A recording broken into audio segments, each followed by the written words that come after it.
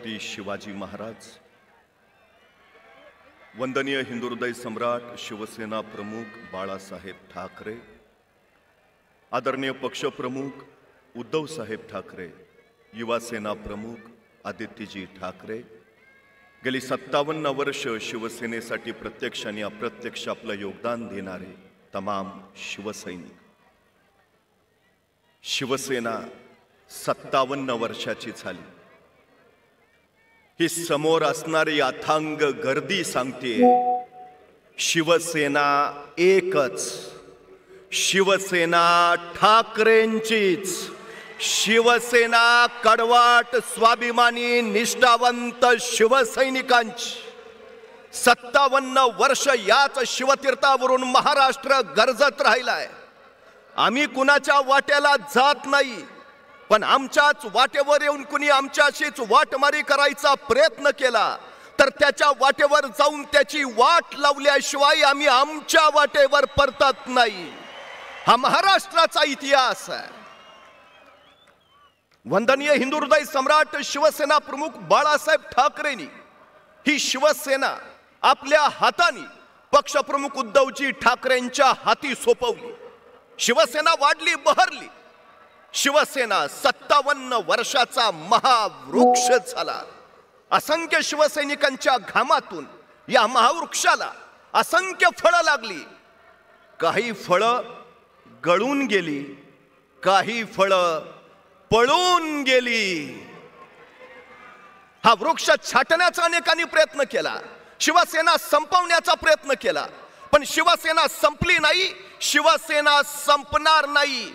गेली ती फळं, उरली ती घट्ट घट्ट शिवसेनेला मजबूत करणारी मुळं।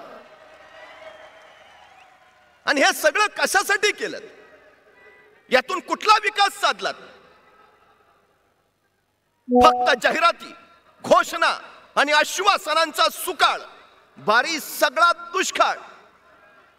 स्त्री शिक्षणाची परंपरा सांगणाऱ्या महाराष्ट्रात पहिलीच्या वर्गात 1,03,82,570 मुलींनी प्रवेश घेतला आणि त्यापैकी 12वी मध्ये केवळ 20,28,252 मुली पोहोचल्या। याचा अर्थ पहिली ते 12वी या शिक्षण प्रवाहातनं तब्बल 83 लाख मुली बाहेर पडल्या। पण शिक्षणाच्या प्रवाहातून बाहेर पडलेल्या मुलींना पुन्हा शिक्षणाच्या प्रवाहात आणावं यासाठी कुठला अभ्यास गट नेमल्याचं आमच्या ऐकिवात नाही। 20 पेक्षा कमी पटसंख्या असणाऱ्या शाळा बंद करायचा तुगलकी निर्णय घेतला जातो आहे, पण पटसंख्या कशी वाढवली जाईल यासाठी कुठला अभ्यास गट नेमल्याची नोंद नाही। पण महाराष्ट्रामध्ये बिअरच्या विक्रीमध्ये घट झाली।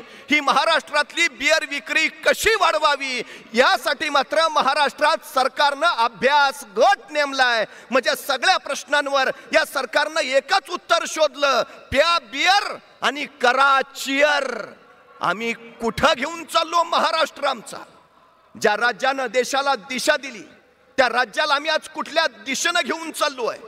कोरोनाची महामारी होती, हॉस्पिटल्स बेड अपुरे होते, पण तरी या सगळ्या संकटावर मात करत उद्धवजी ठाकरे यांनी इथली आरोग्य यंत्रणा सोबत घेतली, इथले डॉक्टर बरोबर घेतले, इथले आरोग्य कर्मचारी बरोबर घेतले आणि या कोरोना सारख्या महाभयानक संकटावर मात करत महाराष्ट्राला सुखरूपतेतनं बाहेर काढलं।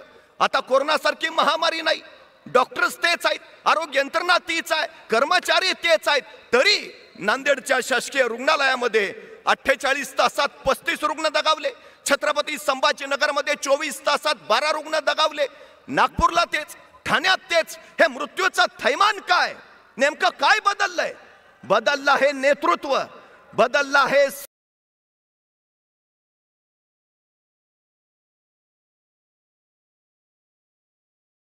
सरकार।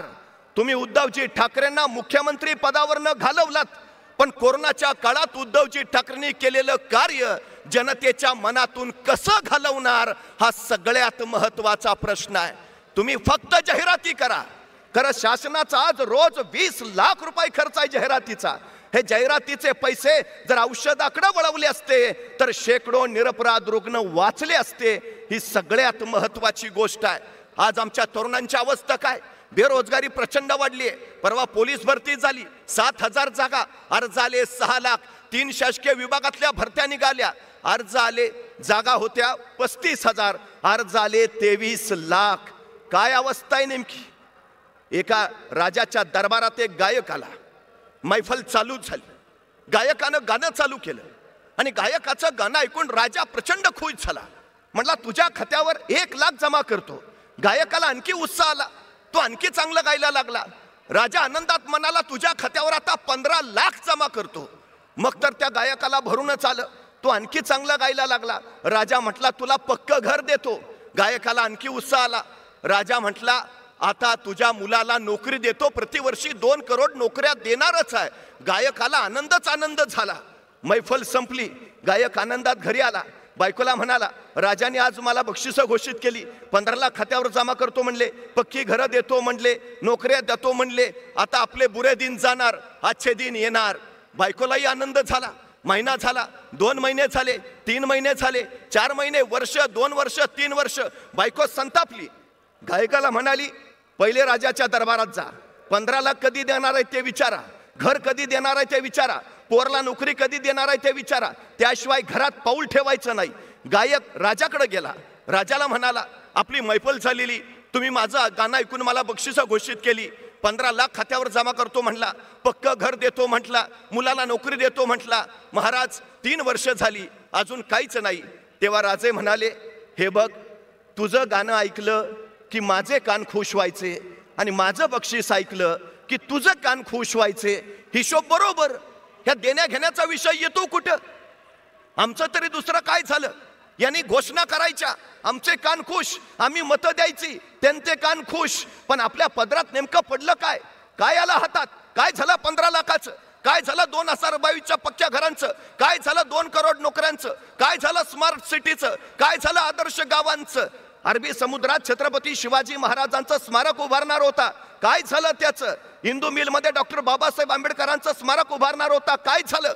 महागाई कमी करणार होता, काय झालं. शेतकऱ्यांना हमी भाव देणार होता, काय झालं. शेतकऱ्यांचं उत्पादन दुप्पट करणार होता, काय झालं. शेतकऱ्यांच्या आत्महत्या थांबवणार होता, काय झालं. आज परिस्थिती काय आहे. जळगावमध्ये काही केळी उत्पादक उपोषणाला बसलेत. परवा त्यांच्याशी बोलणं झालं. उद्धवजी ठाकरे मुख्यमंत्री होते त्यावेळी त्यांना पीक विमा वेळेवर मिळाला, पण हे सरकार दखल घ्यायला तयार नाही. उद्धवजी ठाकरे मुख्यमंत्री होते, सोयाबीनला 11,000 रुपये दर होता, आज दर काय आहे. उद्धवजी ठाकरे मुख्यमंत्री होते, कपाशी 11,000 होती, आज दर काय आहे. अग्रिम विमा वेळेवर मिळत नाही. आज 15 जिल्ह्यातल्या 42 तालुक्यात भयान दुष्काळ आहे, पण दखल घेतली जात नाही. रोज सरासरी 10 ते 12 शेतकरी आत्महत्या करतायत. ही इथली परिस्थिती आहे. आज शिवसेना शेतकऱ्यांच्या पाठीशी सत्ता नसतानाही उभा होती आणि सत्ता असताना सुद्धा उभा आहेच. एका शेतकऱ्याच्या घरात एका मांजरीला काही पिलं झाली आणि पिलं जन्माला आल्याबरोबर ती पिलं अच्छे दिन अच्छे दिन अच्छे दिन ओरडायला लागली. त्या शेतकऱ्यालाही कौतुक वाटलं, चर्चा गावभर झाली, माणसं ती पिलं बघायला आली. त्यांच्या जिल्ह्याच्या नेत्यालाही कळालं. तो म्हणला मग आमचे साहेब अच्छे दिन आणणारच आहेत, येणार अच्छे दिन. त्यालाही कौतुक वाटलं, पिलं बघायला तो शेतकऱ्याच्या घरी आला. पण तो सत्ताधारी नेता ज्यावेळी त्या मांजरीच्या पिलाजवळ पोहोचला त्यावेळी ती पिलं ओरडत होती, खराब दिन, बुरे दिन, खराब दिन, बुरे दिन. नेता संतापला. शेतकऱ्याला विचारलं अरे तू तर म्हणला होता हे अच्छे दिन म्हणतात, पण हे तरी इथं बुरे दिन म्हणतायत. तसा शेतकरी म्हणला साहेब ते जन्मले तेव्हा अच्छे दिनच म्हणत होते, पण तेव्हा त्यांचे डोळे उघडले नव्हते. देशातल्या जनतेचे आता डोळे उघडलेत, चांगले उघडलेत. जनता आता बोलू लागलीये. तुम्ही रातोरात पक्ष फोडता, पहाटे शपथविधी करता. सर्वोच्च न्यायालयाच्या निकालानुसार राज्यपालांनी घेतलेले निर्णय चुकीचे, पक्ष प्रतोदांची निवड चुकीची, गटनेत्यांची निवड चुकीची, तरी हर तऱ्हेने तुम्ही सरकार टिकवता. तुम्ही जर सरकार टिकवता तर मराठा समाजाला टिकणारं आरक्षण द्यायला तुम्हाला कठीण काय आहे. तुम्ही महाशक्ती आहे ना. तुम्ही म्हटला होता सत्तेत आलो की 1 आठवड्यात धनगरांना आरक्षण देतो. तुम्ही म्हटला होता सत्तेत आलो की 3 महिन्यात मराठ्यांना आरक्षण देतो. तुम्ही म्हटला होता सत्तेत आला की महिन्यात आदिवासींचे प्रश्न संपवतो, ओबीसींचे प्रश्न संपवतो. काय झालं त्याचं. काय केलं. शिवसेना कायम पाठीशी उभा आहे. पहिल्यापासून उभा आहे. आम्ही कायम हे लक्षात घेतलं पाहिजे. तुमची जाहिरात आहे ना, निर्णय वेगवान, शासन गतिमान. मग आता घ्या ना निर्णय. अडचण काय आहे? जनतेला कळू चुकलंय. पण आपण एक गोष्ट लक्षात घ्यायला हवी. नांदेडमध्ये शुभम पवार नावाच्या तरुणानं आत्महत्या केली. तिथंच ओंकार बावणे नावाच्या 17 वर्षाच्या मुलानं शाळेतील फी भरायला पैसे नाहीत म्हणून स्वतःला विहिरीत झोकून दिलं. काल परभणीमध्ये सुद्धा तरुणानं आत्महत्या केली. परभणी धनगर आरक्षणासाठी आमच्या जत तालुक्यातल्या तरुणांनी आत्महत्या केली. माझे हात जोडून विनंती आहे, तरुणांनो, टोकाचं पाऊल उचलू नका. हवं ते मिळणारच आहे. धीर सोडू नका. हा छत्रपती शिवाजी महाराजांचा लढवय्या महाराष्ट्रात रुमन बाजूला टाकून पोलादी मनगट आणि दिल्लीच्या तख्ताला धडका देणारा महाराष्ट्र आहे. चिनाबच्या पलाड जाऊन अब्दालीच्या पोरांच्या नांग्यात ठेचणारे हा महाराष्ट्र आहे.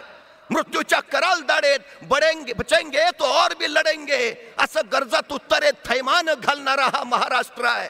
मरहट्टा हूं, मारूंगा तो चढकर मारूंगा असं कडाडत पानिपतावर गरजणारा हा महाराष्ट्र आहे. या महाराष्ट्राच्या पाठीशी शिवसेना आहे. शिवसेना म्हणजे महाराष्ट्र आहे. उद्धवजी ठाकरे त्या जिद्दीनं उभा राहिलेत. तुम्ही किती हल्ले करा, काही करा, पुरंदरच्या तहात शिवाजी महाराजांना 23 किल्ले द्यावे लागले. आतापर्यंत कमावलेलं सगळं गेलं. उरले होते फक्त 16 छोटे मोठे किल्ले.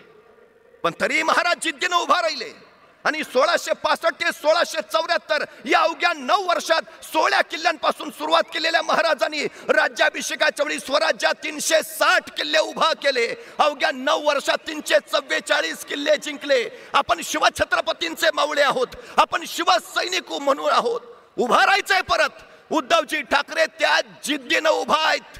त्या जिद्दीनं 40 केलेत. 140 निवडून आणायची ताकद या शिवसेनेच्या मनगटात आहे. आता सज्ज व्हा. बोला, छत्रपती शिवाजी महाराज की.